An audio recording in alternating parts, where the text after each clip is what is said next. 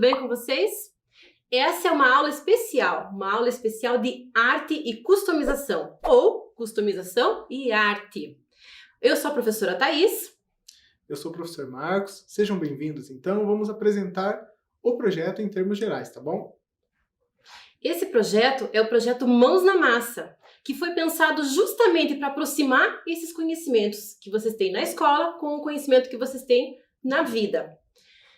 O objetivo é oportunizar ao estudante a possibilidade de exercitar sua criatividade e a sua expressão pessoal, por meio de atividades práticas, relacionando aos conteúdos de arte que se aprende na escola.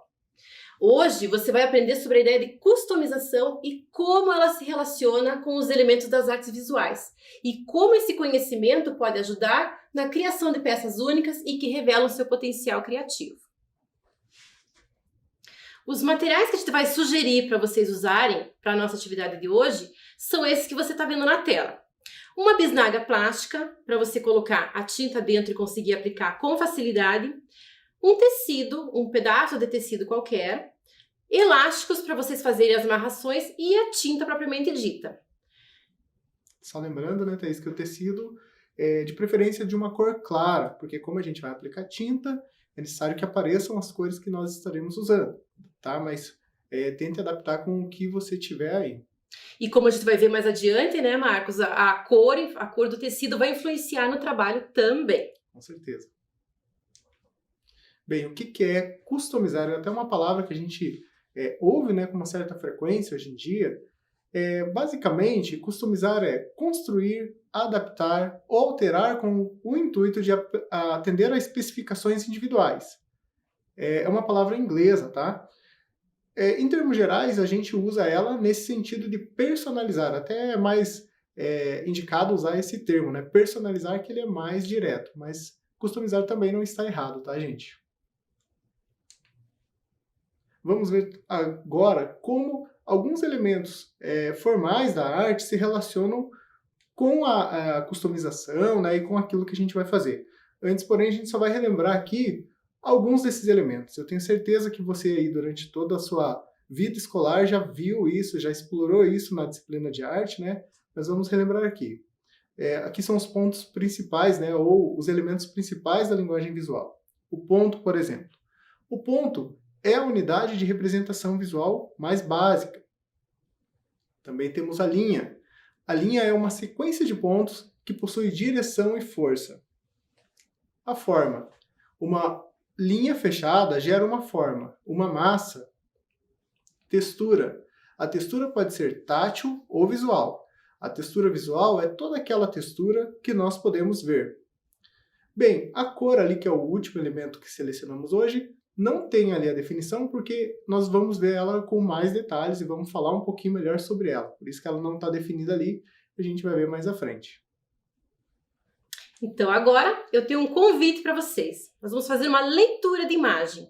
Eu vou dar um tempinho para você ler essa imagem, para você observar e ver se você consegue identificar nesta imagem que está na tela os elementos formais que a gente acabou de ver. Até interessante que, fazendo essa leitura, de repente, se você tem aí um papel, um lápis, você pode estar descrevendo esses elementos para você conseguir também entendê-lo melhor. Também não só os elementos formais, mas o tema como um todo. Você consegue identificar a forma que está ali, o que ela está de repente representando. Vamos dar um tempinho aqui para você fazer esse exercício.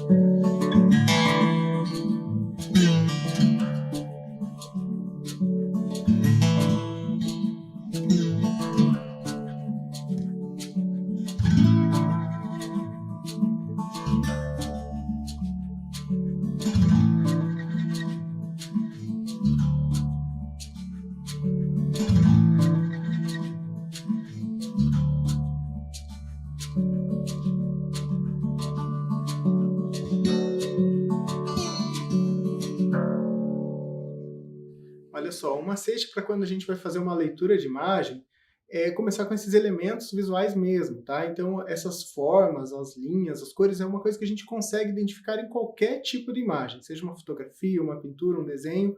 Então, começando daí, você consegue perceber o tema e aí você vai para outras questões que a imagem pode trazer, né? Então, sempre comece pelos elementos formais. Lembram que no início eu falei que nós vamos definir melhor a cor, né? A cor é um daqueles elementos. Hoje nós selecionamos a cor como um elemento-chave aqui para a nossa aula. Mas se eu perguntar o que é cor, vejam, a resposta é bem simples. Cor é luz. Às vezes a gente não sabe exatamente como definir a cor, né? E vejam que ela pode ser definida apenas com uma palavra. Mas daí surge outra questão. E o que é a luz? A luz é uma onda, tá? E a cor se diferencia uma da outra pelo comprimento da onda, certo? Observem ali também que nós temos na imagem um prisma.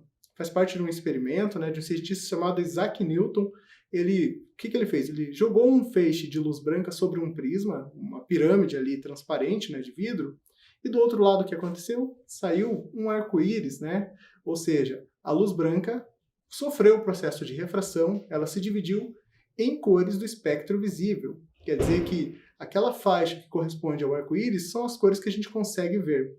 Mas existem muito mais cores na natureza que nossos olhos não percebem ou não captam. Inclusive, hoje em dia, com a tecnologia, né, existem câmeras que têm funções diversas para captar outras cores, né, desse espectro que é invisível para nós. Mas definido, então, que cor é luz, vamos tentar entender um pouco melhor a partir daqui.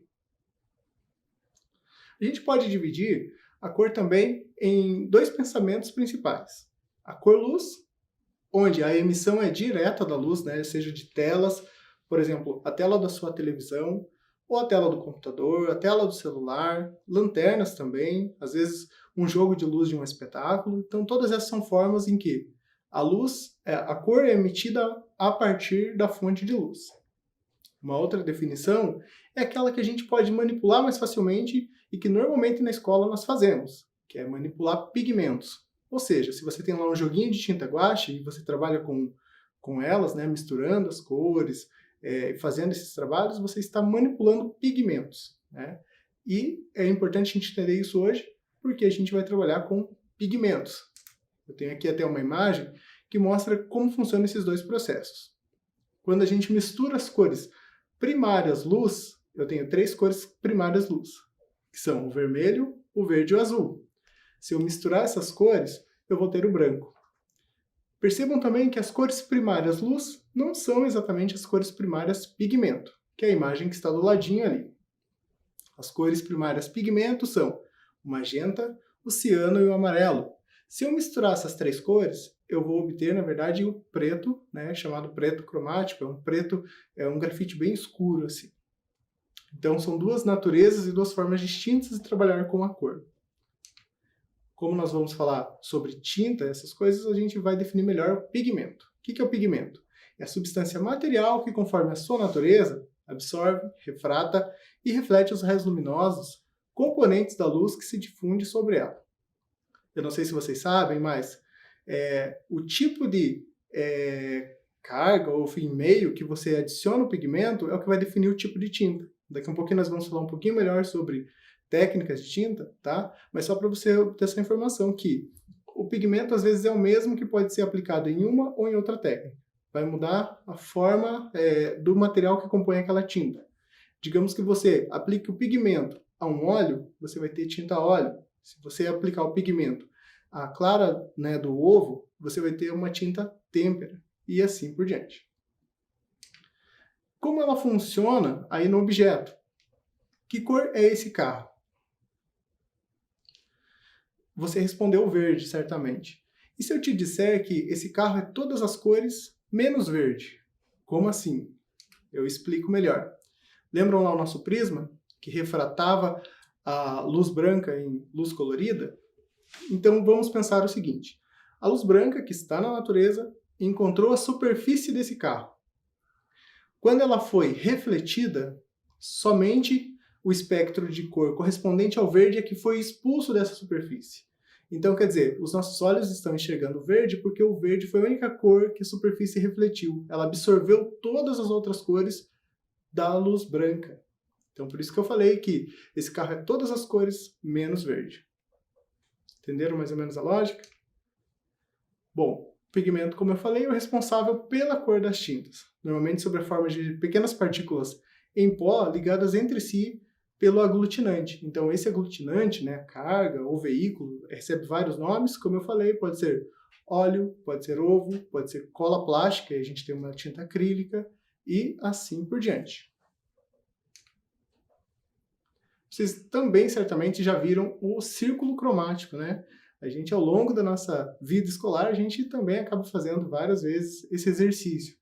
É interessante pensar que o círculo cromático nos ajuda a organizar a ideia da cor. Então, nós temos vários tipos de relações cromáticas. Quais são elas? Cores primárias, cores secundárias. Como eu falei ali, nós temos como cores primárias o magenta, o amarelo e o ciano. Se você misturar duas cores primárias, você vai obter uma segunda cor, que é uma cor secundária.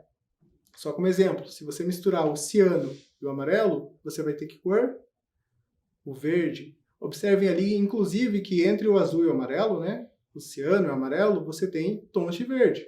Se você misturar o amarelo com o magenta, observe que você vai ter tons de laranja.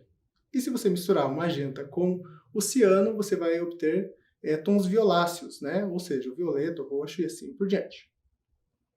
Então, algumas relações cromáticas são de cores puras, que são primárias e secundárias.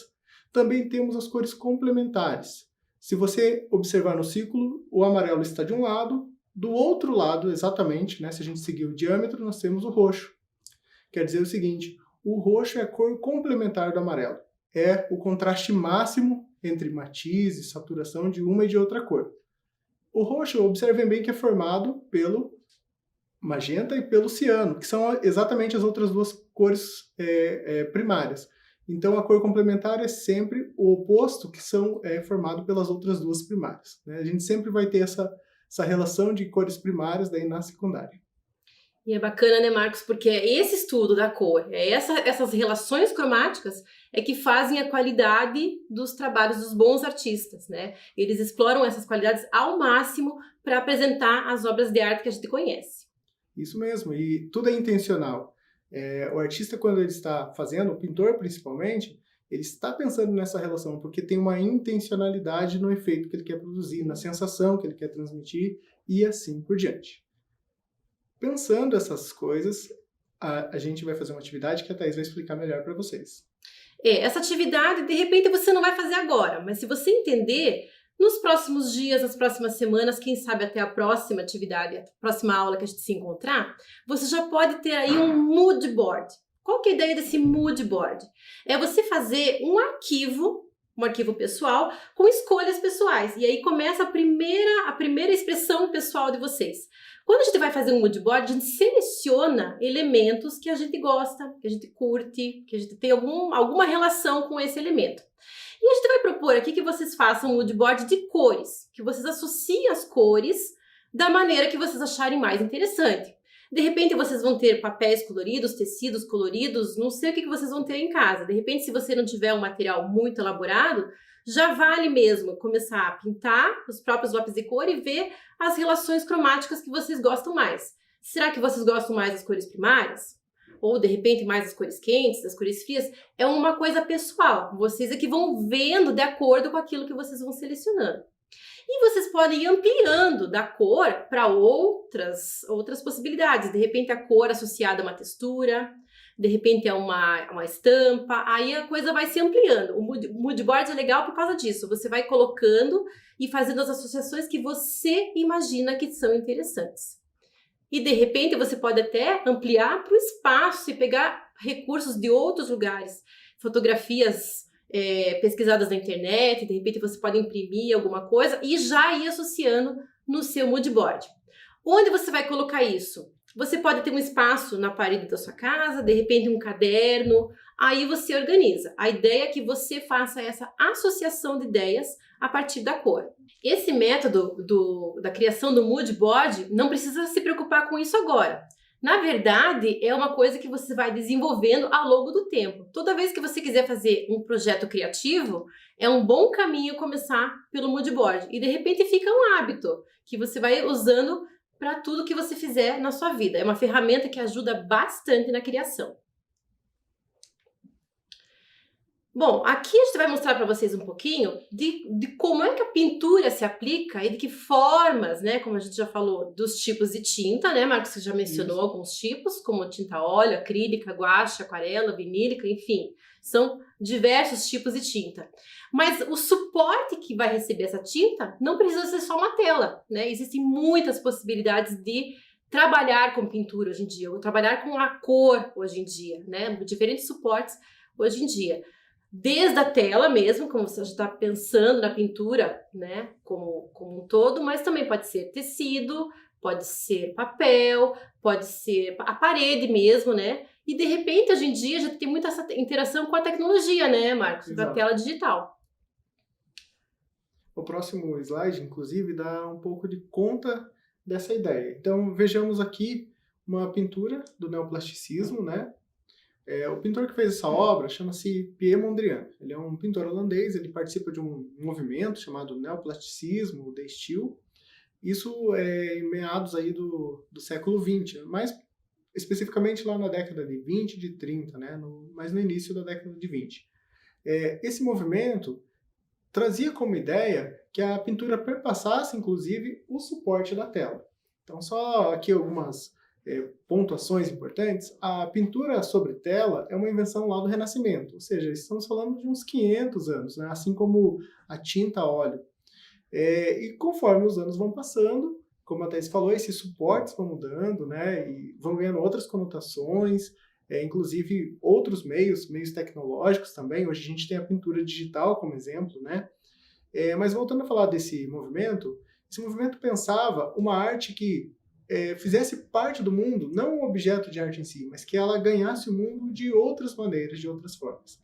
E que a estética que a gente vê na arte, que a gente pensa na arte, que ela fizesse parte da vida das pessoas, nos mais variados objetos, seja na arquitetura e também na moda. Então a gente trouxe aqui, no próximo slide, bem esse exemplo, como a partir da estética da pintura do Mondrian, né, isso foi para outros meios. A moda, ali vocês observem um vestido que foi criado em 1965 pelo Yves Saint Laurent. Esse vestido fez bastante sucesso e ainda faz, né, no mundo da arte, mas vejam como ele se apropriou aqui das formas, das linhas e das cores que o Mondrian trazia na sua pintura. A ideia, então, dessa pintura universal, que trabalhava as cores primárias, né, e as linhas mais básicas, geométricas, por assim dizer, era que ganhasse realmente outros espaços, outros meios. Outro exemplo ali, o tênis da Nike, esse mais recente, né, criado em 2008. Não ficaram só nisso, né, a gente não trouxe outras imagens, mas o movimento também, como eu falei, foi para a arquitetura, para o mobiliário e assim por diante. Então, aquilo que o Mondrian desejava, de certo modo, aqui foi posto em prática. É uma ampliação, né, dos conhecimentos, uma ampliação da arte para a vida, né? Exato. Aqui, então, até a gente pode pensar nessa ideia que a gente citou, né? Então, a gente tem a pintura, tudo aquilo que o artista pensava na sua pintura, no movimento que ele participava, no contexto que ele estava inserido, e como depois isso vai ganhando outros desdobramentos. Já que a gente vai falar um pouquinho de processo criativo. Então, quando a gente vai trabalhar uma peça, customizar uma peça, que é esse o intuito, ninguém cria nada do nada, né? Não existe, isso é um mito, né? Que você vai ter ali uma tela em branco e vai vir alguma coisa e você vai criar do nada, né? Isso não existe. Você precisa de referências. Como a Thais citou, o método de criar um mood board é um pontapé inicial, porque aquilo já implica no seu processo criativo. Então, às vezes, até aquele material, aquela cor, ele vai suscitar ideias, né? Então, o processo criativo ele é o todo. Então, você já não vem com uma ideia pronta. Você vai absorvendo coisas daqui e dali. Então, para falar de processo criativo, a gente tem que pensar, primeiramente, na poética. A poética é como cada um resolve aquele trabalho, como cada um vai compor aquele trabalho. Eu tenho certeza que, se eu passasse aqui exatamente a mesma proposta de uma pintura, se eu colocasse aqui que você só pode trabalhar com essa, com aquela cor, com essa e com aquela forma, e se eu limitasse o máximo possível isso, ainda assim, cada pintura seria diferente uma da outra, porque aquilo que cada um faz diz respeito à sua poética, tá? À sua vivência, às suas experiências.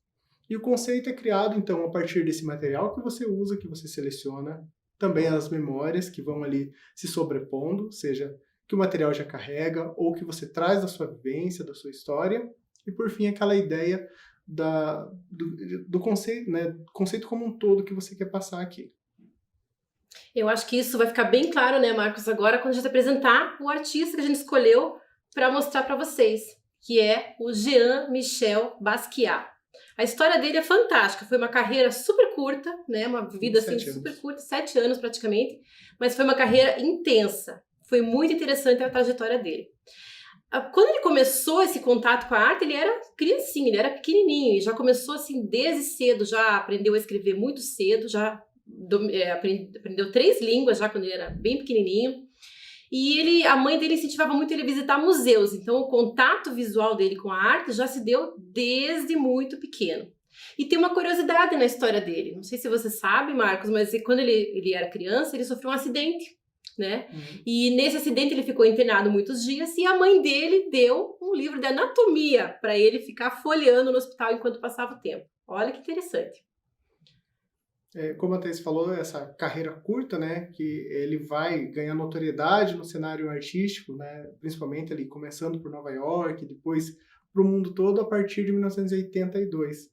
E vejam, ele faleceu em 1988, né? Muito jovem. Mas quando a gente vai ver os trabalhos dele, ele tem uma profusão muito grande. Então, embora um tempo curto, ele já produzia antes, logicamente ele ser famoso, né? Inclusive, é interessante pensar aqui, como tem um filme que trata da biografia dele, que coloca que a partir de Van Gogh, né, do gênio que é incompreendido e tal, a história da arte tenta não negligenciar mais nenhum gênio.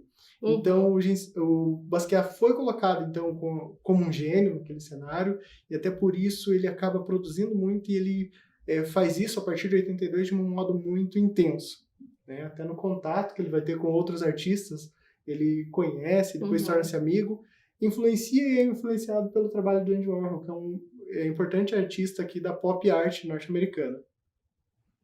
E o Basquiat também vai trazer muito para a arte institucional, digamos assim, né, para dentro do museu, também uma arte de rua, né, uma arte do grafite, uma linguagem mais urbana que ele vai retratar muito bem nos trabalhos dele. Vamos conhecer um pouquinho?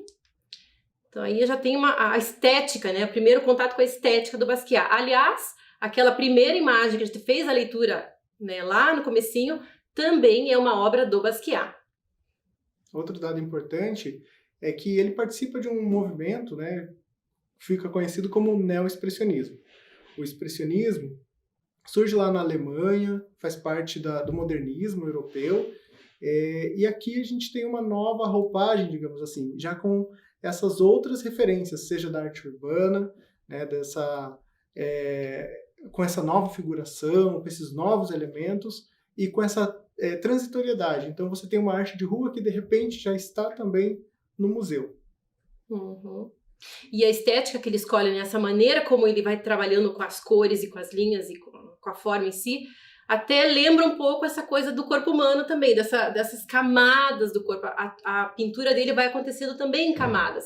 É como se ele fizesse uma dissecação do corpo ao contrário, né? Ele vai mostrando realmente na pintura todas as nossas camadas, né? E tem um apelo com questões sociais muito importantes. É uma arte protesto também. É uma coisa que ele faz muito bem na pintura dele, é falar sobre temas muito importantes, como a violência, como a vida dos negros, de modo geral. Então é um trabalho riquíssimo, muito intenso, e que ele deu a alma dele nesse trabalho. Verdade. Até falando dessa forma de construção, vamos chamar assim, do trabalho dele, nós temos um vídeo aqui que mostra um pouquinho desse processo. A gente vai para esse vídeo agora e depois a gente volta para essa proposta aqui.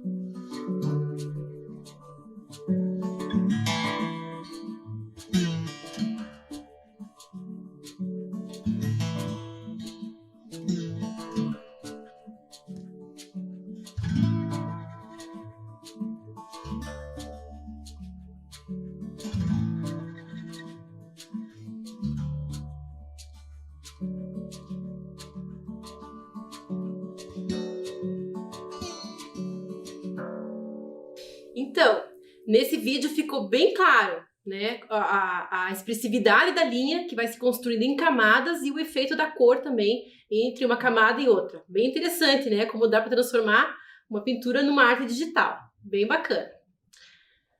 Então, voltando àquela proposta, né, que mostramos antes do vídeo, eu vou pedir que você selecione alguns lápis de cor, algumas folhas também soltas. A ideia dessa atividade não é demorar muito, tá?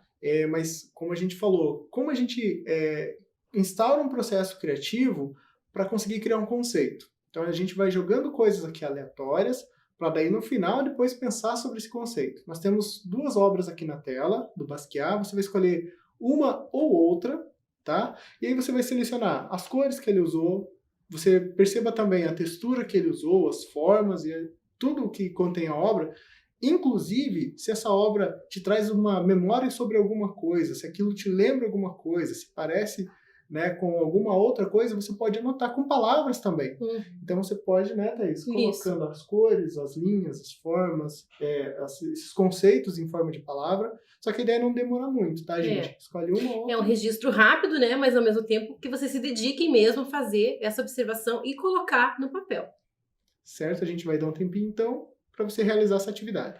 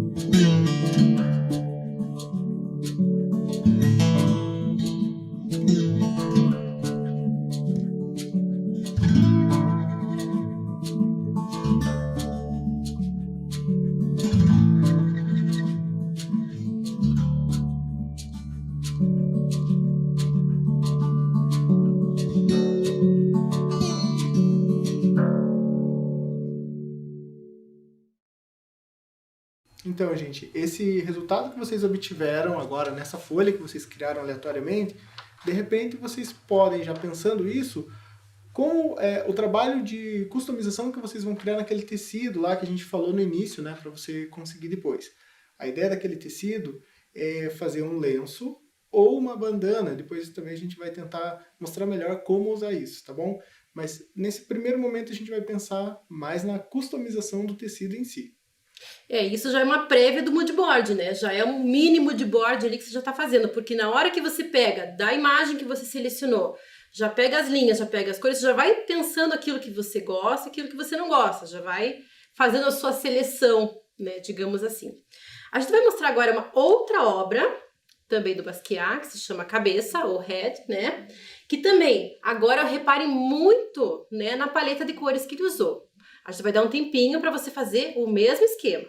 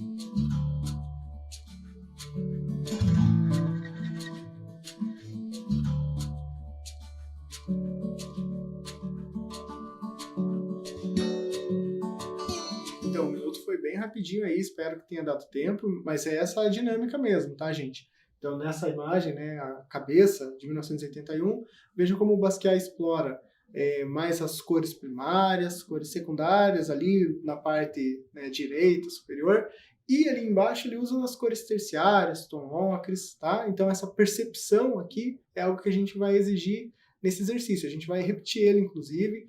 Vamos pôr uma outra imagem aqui. E a gente vai desenvolvendo aos poucos. Então, é o olhar mesmo de vocês que vai trabalhando.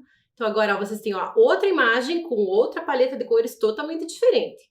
Tempo para você observar e pegar.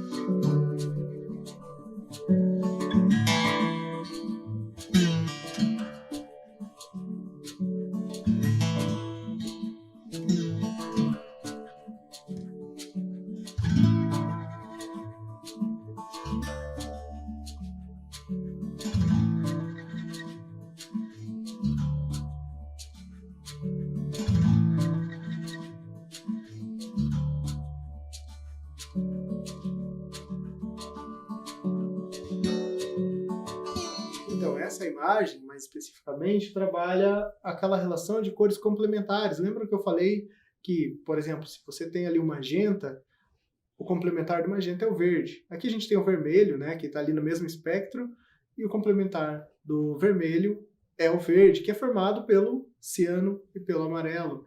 Então vejam que essa relação de cores complementares ele explora aqui, diferentemente da imagem anterior, que ele estava explorando cores puras e cores terciárias. Outro aspecto importante aqui do trabalho dele é como ele se parece com colagem. Não parece que tem um monte de coisa sobreposta e colada e justaposta, né? Inclusive palavras. Ele sempre inscreve palavras sobre a superfície também da parede, da tela, sempre pensando que palavras, né, não são vazias de significado. Elas também têm seu significado, seu conceito.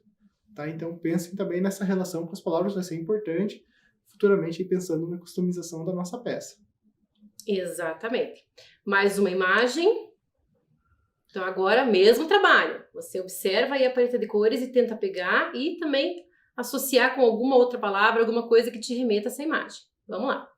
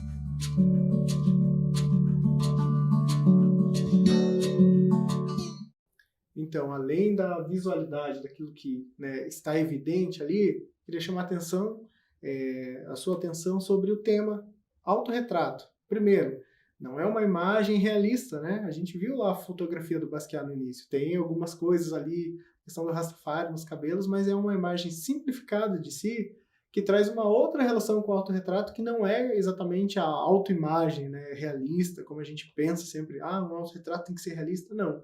Ele trabalha por meio de outros símbolos, essa relação com o retrato, além, logicamente, aqui as cores complementares, novamente, né?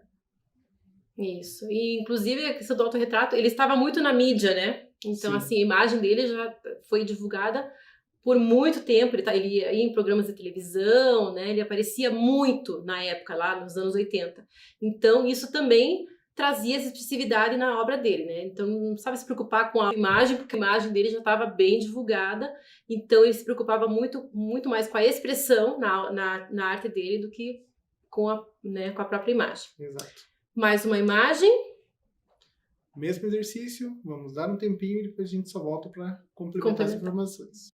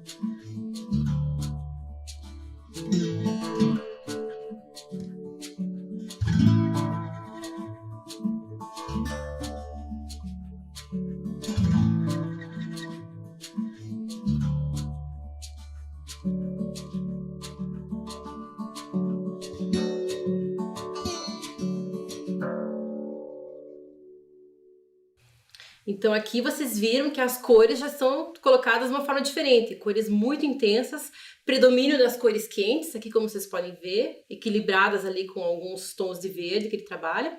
E repare na técnica que ele usou, na mescla de materiais que ele usou para fazer essa composição. Ele usou tinta acrílica, ele usou giz e cera, que é um material super básico da gente, a gente tem na escola, tinta spray sobre essa tela. Então ele vai trabalhando também com essa diversidade de materiais, ele vai usando tudo que tem a ver com essa arte de rua que ele traz para a tela.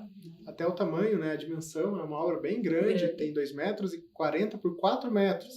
Então pensar nesse emprego da expressividade do corpo mesmo, fazendo essas formas no espaço, né? Exato. Outra coisa interessante aqui é o título, que também traz essa ideia de uma narrativa. Temos ali uma figura humana e um animal, um cachorrinho, né? E ele traz isso no título também.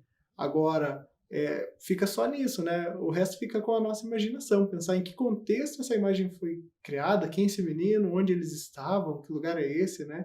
Então, só algumas pistas aqui quando a gente está pensando, fazendo a leitura de imagem e tentando trazer esses aspectos. Eu espero que você tenha tido sucesso aí nessa exploração. Também essa técnica de tentar captar e pegar essas cores aqui, pensando já em outras relações, essa associação, é muito importante nesse processo criativo. Nós vamos ver agora um vídeo que mostra um pouco daquilo que a gente está pensando em fazer aqui com aquela peça de tecido. Então preste muita atenção, que é bem interessante.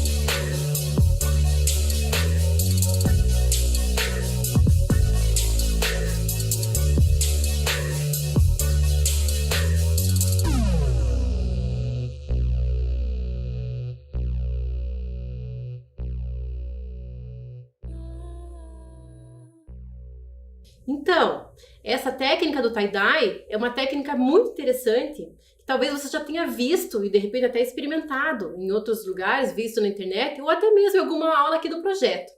É uma técnica muito interessante porque o resultado que você vai ter depois quando você abre o seu tecido, a sua camiseta, né, o seu objeto que você está trabalhando, é um resultado muito interessante e é muito gostoso de trabalhar. Então a nossa proposta aqui prevê que você tenha esse pedaço de tecido. A gente vai sugerir aqui que você tenha aqui um tecido de uns 50 centímetros por 1,5 m, né? Para as propostas que a gente vai trazer na sequência, você vai precisar guardar esse trabalho, né? Você faz a pintura e guarda, que a gente vai continuar trabalhando com ele. Então tem um pedaço mais ou menos desse tamanho do tecido, para que seja possível fazer aquilo que a gente imaginou aqui, né, Thais? E se você de repente por acaso não conseguiu esse pedaço de tecido, vale uma camiseta velha que você tem aí mesmo, né? O importante é você experimentar e trabalhar, porque a nossa atividade vai continuar nas próximas aulas.